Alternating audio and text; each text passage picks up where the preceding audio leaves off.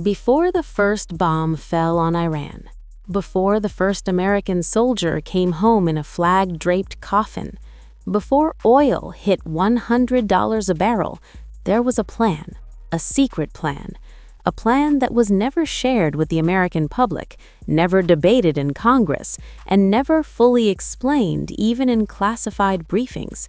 And this week, that plan was exposed, not by whistleblowers, not by enemy propaganda, by the United States' own intelligence community. And what they revealed is one of the most alarming stories to come out of this war so far. The plan was regime change, and American intelligence told the White House before a single bomb was dropped that it would not work. Welcome. If you are new here, this is where we give you the full story with the depth it deserves. Subscribe right now, because what you are about to hear connects the dots between the CIA, Kurdish militants, a classified intelligence failure, and a war that the people running it may not know how to finish. Let's start with what we now know for certain. A U.S. intelligence assessment completed shortly before the United States and Israel launched the war determined that American military intervention was not likely to lead to regime change in Iran. The National Intelligence Council concluded that neither limited airstrikes nor a larger, prolonged military campaign would be likely to result in a new government taking over in Iran, even if the current leadership was killed. Read that again. The United States' own intelligence community told the White House in a classified report before the war began, bombing Iran will not topple the regime, and then the White House launched the war anyway.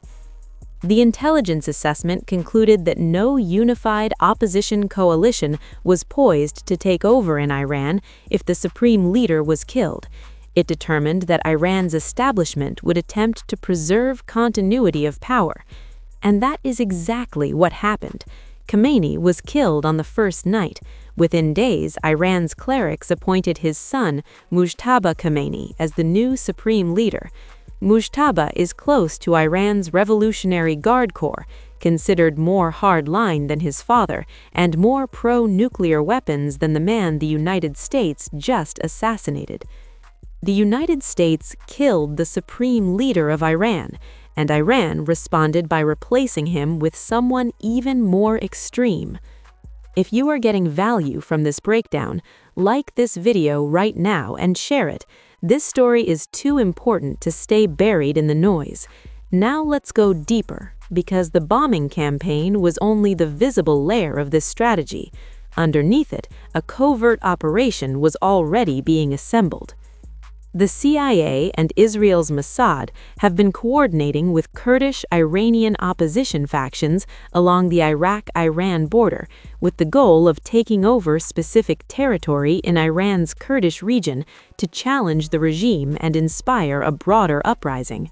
The war started with a kinetic phase by the U.S. and Israeli militaries, but as the war continues, there will be other efforts by the Mossad and the CIA, according to an Israeli official. Trump personally spoke by phone with Mustafa Hidri, the head of the Democratic Party of Iranian Kurdistan, as well as Kurdish leaders Masoud Barzani and Bafel Talabani in Iraq to discuss what might come next. Kurdish militants from several factions were already moving members from the Iraqi side of the border to the Iranian side in preparation for a possible ground offensive. This is the strategy that was never announced publicly. Bombs from above, Kurdish fighters on the ground, the CIA pulling strings behind the scenes, the Mossad promising Kurdish groups not only military support but political support, a Kurdish autonomous region in a future Iran, in exchange for their participation. It is a plan that echoes one of the darkest chapters in American intelligence history. In 1953, the CIA executed a covert operation to remove Iran's democratically elected Prime Minister, Mohammad Mossadegh, and restore power to the Shah. That operation left what one Iranian-American historian called a deep imprint on the country, on its politics, its economy, and its national psyche. The Iranians who overthrew the Shah in 1979 branded America the Great Satan. As a direct result, that anti-American sentiment has defined Iranian government policy ever since. 73 years later, the United States is attempting another covert operation to reshape Iran's government, and the people inside the U.S. government who know both history and classified intelligence are warning that this one has no better chance of success and potentially far worse consequences. 4 government officials briefed on the war told The Intercept that the Trump administration has laid out no clear vision for the war or its aftermath, even in classified settings. One official said directly, "The administration doesn't have a clue. They do not have an actual, real rationale, endgame, or plan for the aftermath." Another said, "There is no thought process into what any of this means long-term." No rationale, no endgame, no plan for what comes after. Those are not the words of critics or opponents. Those are the words of people who sat in classified briefing rooms and came out with nothing to show for it. The Trump administration never clearly informed the American people what it was trying to achieve. Was the goal to destroy Iran's nuclear program? Trump had already declared it obliterated after strikes last June. Was it to slow Iran's missile program? Iran's intelligence assesses Iran is years away from a missile that could reach the United States. Was it to support Iran's opposition? Bombing a country and killing civilians, including 175 people at a girls' elementary school, seemed an odd way to show support for its people. And now the Kurdish component of the strategy is also running into resistance. Analysts warn the plan could fuel conflict inside Iran by pitting opposition groups against each other rather than uniting them against the regime. There can be little trust amongst Iran's Kurdish groups that U.S. support will be honored.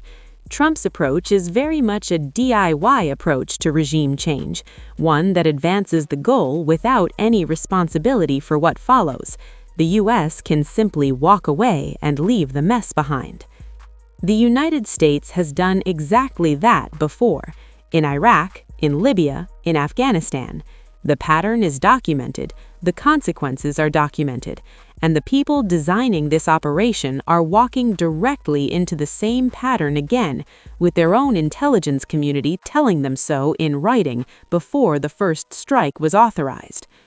Beginning in late December 2025, massive nationwide anti-government protests had erupted in Iran, driven by economic collapse and the freefall of the Iranian rial, the largest protests since the 1979 revolution. U.S. Treasury Secretary Scott Bessent claimed Washington had deliberately engineered a dollar shortage in Iran to accelerate economic crisis and fuel the unrest. So the economic war was already underway, the protests were already happening, the regime was already under enormous internal pressure, and still the intelligence community said, bombing will not finish it. One U.S. official referencing the 73-year gap between the 1953 CIA coup and the 1979 Islamic Revolution warned it could be decades before we know how badly this will affect us, but you can bet it will. People in Iran remember, we do not. That is the sentence that should stop every person watching this video cold. People in Iran remember, we do not. The Islamic Republic that has defined American foreign policy nightmares for nearly 50 years was born directly from the last time the CIA tried to remake Iran, and the officials who know that history best are the ones now warning that history is about to repeat itself in a new and potentially more dangerous form. The secret strategy against Iran has 3 components: overwhelming air power, a CIA and Mossad-backed Kurdish ground offensive, and a bet that the Iranian population will rise up and finish the job. The United States' own intelligence community says that third component, the one that makes everything else make sense, will not happen. And without it, The bombs and the Kurdish fighters are not a strategy. They are just destruction with no destination. Drop your thoughts in the comments right now. Do you think this strategy can work, or is the US walking into another unwinnable war? Subscribe to this channel if you want to stay ahead of this story. Share this video with someone who needs the full picture, and we'll see you in the next one.